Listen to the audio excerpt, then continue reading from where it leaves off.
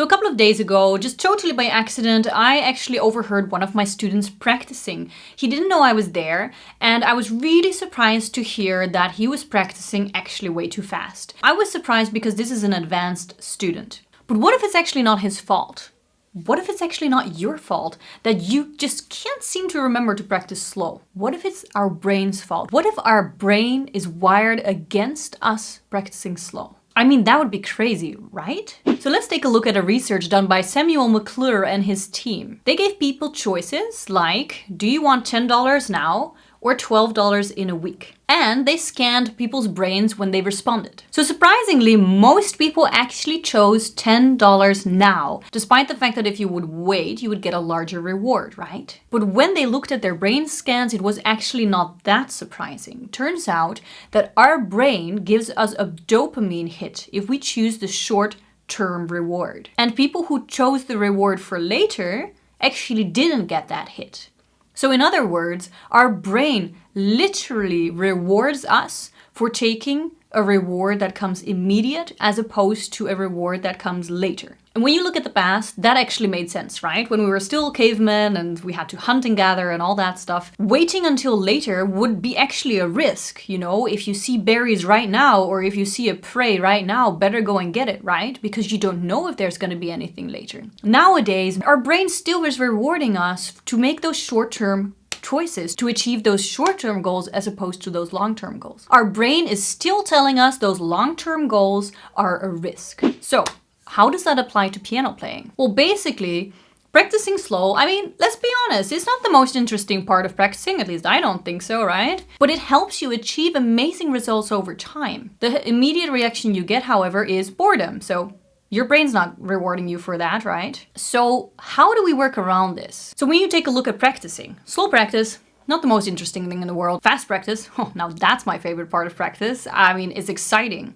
So how do we make sure that our brain doesn't constantly push us kind of subconsciously even towards practicing faster and faster and forgetting to practice slow? I've got a few exercises for you to help work around how our brain is wired and to get you back to practicing slowly so that you can see amazing results. Okay, let's take a look. So first thing you can do is set mini goals. The reason, first of all, is great for your focus. And second of all, every time you hit a goal, your brain is going to view that as a short-term goal achieved and you're going to get a rush. Meaning your brain is going to tell you, hey, do more of that, right? Do more of that because it feels really good. So you can, for example, instead of practicing an entire piece slow, even put the metronome and just practice 2 bars and say to yourself, I'm going to practice these 2 bars.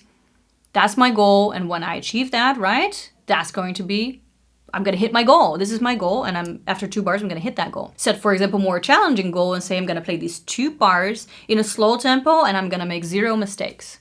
And you can do a different variation. You can say, I'm going to play these 2 bars in a slow tempo and I'm going to phrase as beautiful as I can. So setting very small goals like this is not only going to help you achieve better focus, it's also going to get you that feeling of achievement and your brain is going to tell you do more of this. Second one is my personal favorite. I do this all the time. I like to practice one phrase of music slowly, so a logical musical phrase. And after that, I immediately like to do it a little bit faster. If I want, I can go back to slow, go back to fast. I like to do that very much because, like I said, I honestly don't enjoy slow that much, at least not if I do it for a long time, right? I get bored. And alternating a short section of slow with fast not only helps keep you fresh focus-wise, but it also gives you a reward for that slow practice, helping you wire your brain for slow and not against slow. Now, finally, an interesting one that I actually haven't tried yet. So the previous 2 exercises are just things that I do really regularly by myself as well as with my students. But actually I have one now, just an interesting idea. So I'm sure that you've heard about the power of visualization. And I was thinking, so keep a section of slow practice short, but after you achieve that, visualize practicing it perfectly in a fast tempo. So we all know the power of visualization, and I wonder if it's so powerful as to actually making the brain feel like you have been rewarded. In a way, seeing that perfect, fast visualization already as reality. I don't know, I'm going to try it in my next practice session and see what results I get. I'm very curious if you try this exercise or any of the other exercises that I suggest. I would almost actually forget, it is the last week of our early bird sign up. Let me just tell you what that's about. Dimitar and I have been busy for months, like crazy, to film this course for you. It's called the Mistake Proof Pianist, and it is designed to help you reduce all those sloppy, frustrating kind of playing, and at the same time increase your results and your pleasure of piano playing. In the course, we explain why you make mistakes and exactly how to fix them, because throughout our career we've actually noticed that almost nobody knows how to properly fix mistakes. So that is something that you'll be learning in the course, as well as our own personal practice system that Dimitar and I use to get a piece up to speed, so not only perfect in a slow tempo, but actually perfect in the tempo that you wanted. What students have been saying about this course is that they have achieved levels of piano playing that they never expected, and we're just so happy to hear that from them. If you want to join now with some amazing perks and with a discounted price that we will never be offering again, just use the sign up link that is down here below in the description box. I put it for you. This is the last week that this is available, and after that the price goes up.